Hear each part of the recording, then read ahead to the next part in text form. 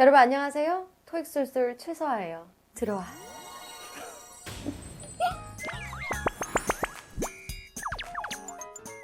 여러분 안녕하세요. 반갑습니다. 토익 술술 최서아쌤입니다. 아유 정말 오랜만이죠, 그죠? 우리 이제 첫 시험 치시는 분들 토익 시험장에 가셨을 때 시간이 어떻게 되는지, 내가 몇 시까지 입시를 해가지고 시험이 언제 시작하고 언제 시험이 끝나고 이런 것도 굉장히 많이 궁금해 하실 것 같아서 베이직 중에 베이직이지만 그러면서도 굉장히 중요한 토익 시험장의 시간표에 대해서 같이 한번 알아보도록 하겠습니다. 고고! 진짜. 일단은 토익 시험은 크게 오전 시험 그리고 오후 시험 이렇게 나뉘는데 오전 시험이 압도적이죠. 오후 시험은 진짜 1년에 몇 안 돼요. 그리고 토요일 시험이 주로 들어가 있고 이제 오후 2시 20분에서부터 시험이 시작된다라고 보시면 되고요. 일반적으로 토익 시험이다 라고 하면은 일요일 오전 9시 20분을 입실 시간으로 기준으로 해서 그때부터 시작하는 게 가장 일반적입니다.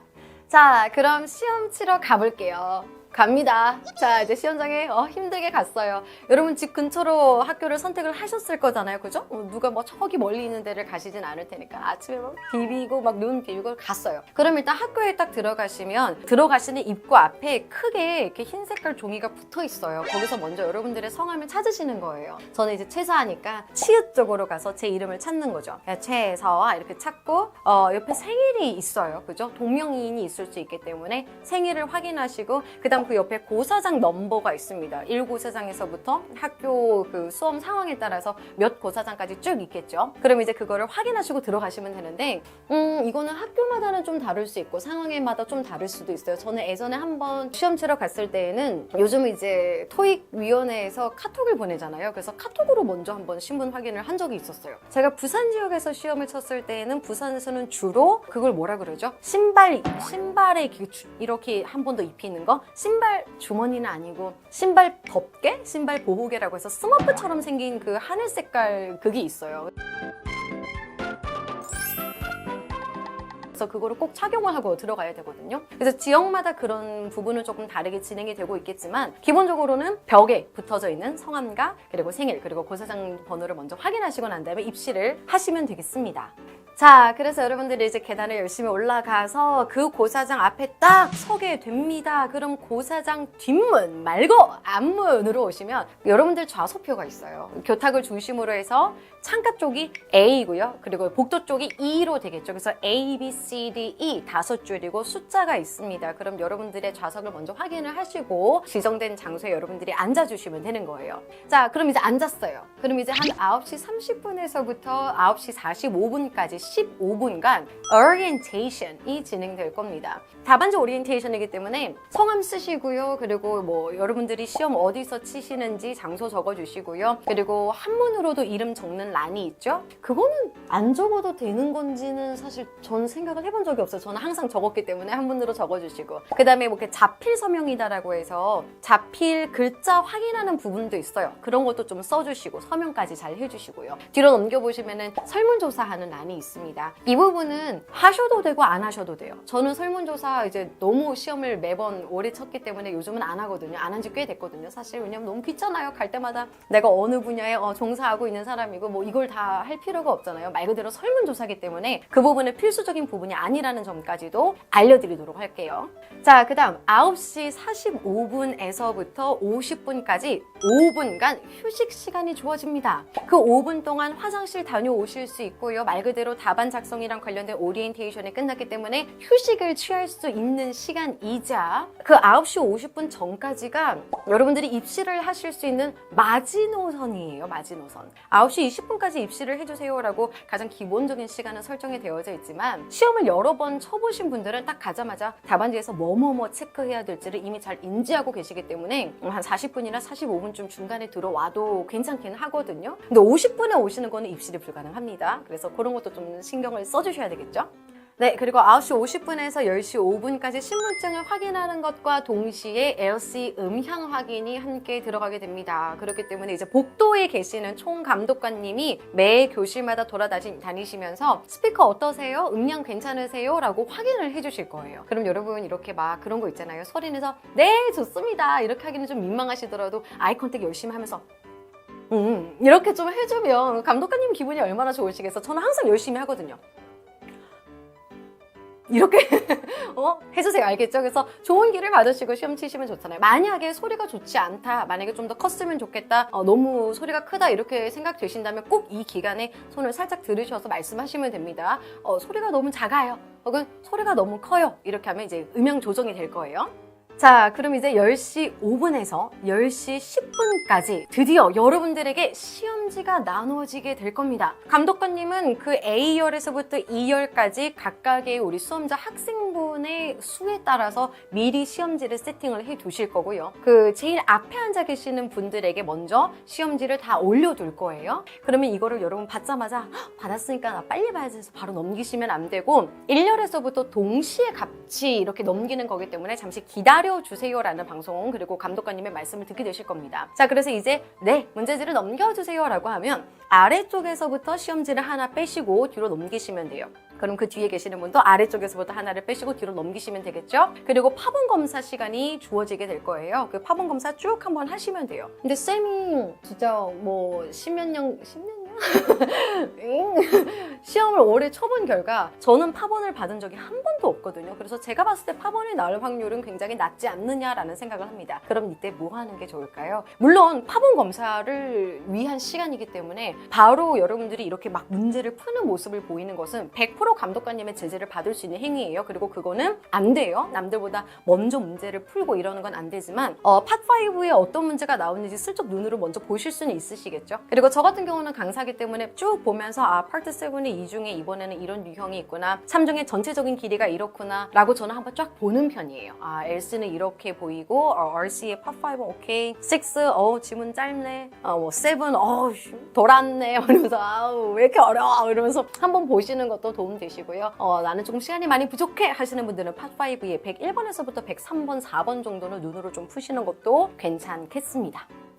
자, 이제 파본 검사까지 무사히 잘 하셨습니다. 마지막 남아있는 단계는 바로 이제 본 시험에 들어가시는 거죠. LC가 먼저 시작이 될 겁니다. 그래서 LC 45분 모든 학생들이 다 똑같은 시간, 주어진 시간에 시험을 치시게 될 거고요. RC가 75분 진행될 예정입니다. LC가 끝나고 난 다음에 RC가 시작되기 전에 2차 신분 확인이 진행되니 감독관님이 갑자기 들어오셔서 뭐 이렇게 신분증을 보더라도 당황하지 마시고요. 그럴 때 보면 또 마음 약하신 분들 막 누가 들어오고 신분증 검사하고 이러면은 신분증 꺼내놓고 아이 컨택 열심히 하려고 막 이렇게 쳐다보고 있고 그러시거든요. 그러지 마시고 꺼내놓고 문제 푸세요.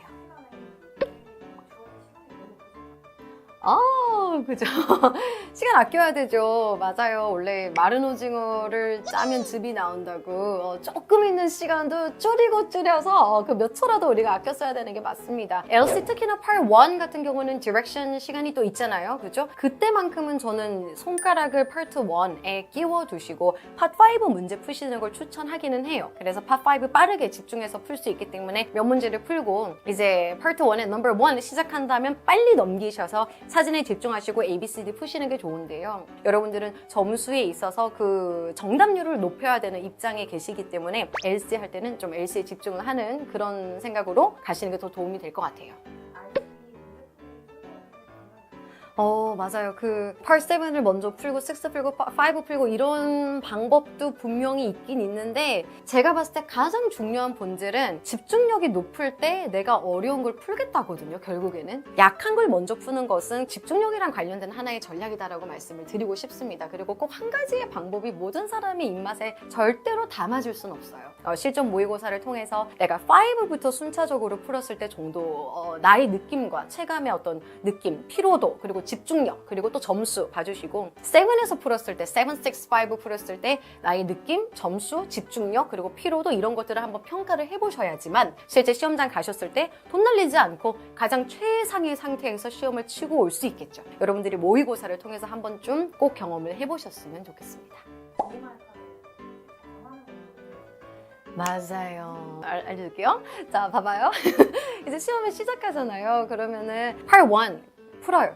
그럼 정답이 나오죠. 바로 마킹하세요. 그래서 LC에서 Part 1이랑 Part 2 요 두 영역은 동시 마킹이에요. 아시겠죠? Part 3랑 Part 4 같은 경우는 그 다음 문제 세트의 질문과 선택지 ABCD를 읽는 과정이 굉장히 중요하잖아요. 그거를 미리 읽어놓았느냐, 미리 읽지 않았느냐에 따라서 내가 들을 수 있는 거, 흡수할 수 있는 단어량이 굉장히 달라지기 때문에 저는 Part 3와 Part 4에서는 마킹을 하지 마세요 라고 말씀드리고 있습니다. 자, 그럼 Part 1이랑 Part 2 마킹이 끝났을 거고요. Part 3, Part 4 그러니까 ALC 45분이 끝나고 난 다음에 RC 넘어가시기 전에 어차피 그때쯤 제 2차 신분증 검사가 진행될 거잖아요. 그럼 집중력이 조금 깨질 거죠. 그래서 저는 그 시간에 ALC Part 3, Part 4 마킹을 합니다. 그래서 어차피 내가 좀 집중이 안 될 거고 감독관님이 들어올 거니까 3, 4까지 마킹을 하게 되는 거죠. 그럼 이제 ALC가 끝나요. 그리고 이제 RC로 넘어가실 거잖아요. RC로 넘어가셨을 때는 파트별로 하는 걸 기본으로 잡습니다. 파트 5 미리 좀 풀어둔 문제 플러스 내가 좀 풀 수 있는 거 빨리 푸셔서 파트 5 마킹, 그리고 파트 6 푸시고 마킹, 그리고 파트 7으로 넘어가신다고 쳤을 때 저는 일단 싱글 다 풀고 마킹, 그 다음 2중, 3중 풀고 마킹을 해요. 실제로 진짜로 시험장 가셨을 때 5분 남았습니다 라는 방송 나왔을 때 그때서야 부랴부랴 이 200문항을 전부 다 마킹하시는 분들은 마킹 절대로 못해요. 너무 많고요. 그리고 두 번째, 쫓기는 느낌이 들기 때문에 밀려서 써요. 그러면 이제 그 시험은 진짜 큰일 나는 거잖아요. 그래서 저는 그 5분이라는 시간은 사실 정답 마킹을 위한 시간은 아니라고 생각해요. 그냥 마무리하세요를 알려주는 거일 뿐이죠. 그래서 중간중간 여러분들이 이렇게 마킹 전략도 잘 세워두는 게 좋겠습니다. 팝5요? 아, 맞아요. 제가 딱 나눠드릴게요. 문법 문제랑 어휘 문제가 있을 때 둘 중에 어떤 거를 빨리 포기해야 시간을 그나마 줄일 수 있을까요? 질문? 다음 시간에 알려드릴게요.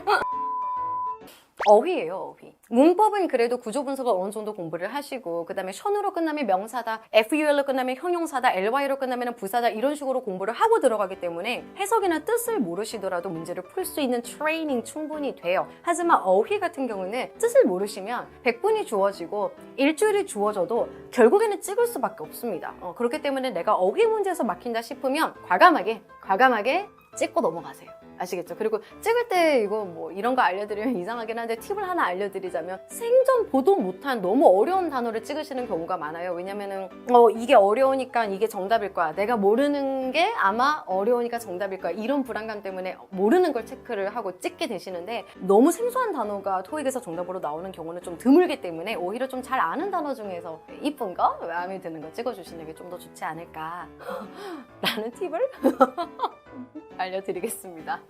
자, 이렇게 해서 처음 시험 치러 가시는 분들을 위한 시뮬레이션을 같이 해봤습니다. 실제로 시험장 가서 제가 어떻게 하는지를 보여드렸다면 더 좋았겠지만 그러지 못한 점 이렇게 예산의 부족으로 그렇다라는 거 이해해 주시고요.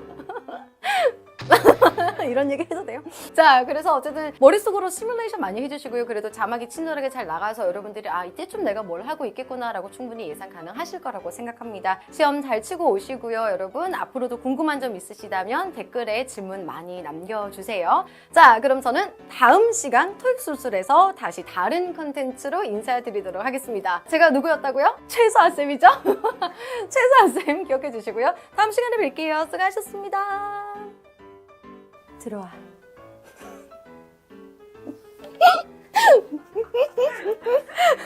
다시 할까요? 다시 해요? 너무 부끄럽다.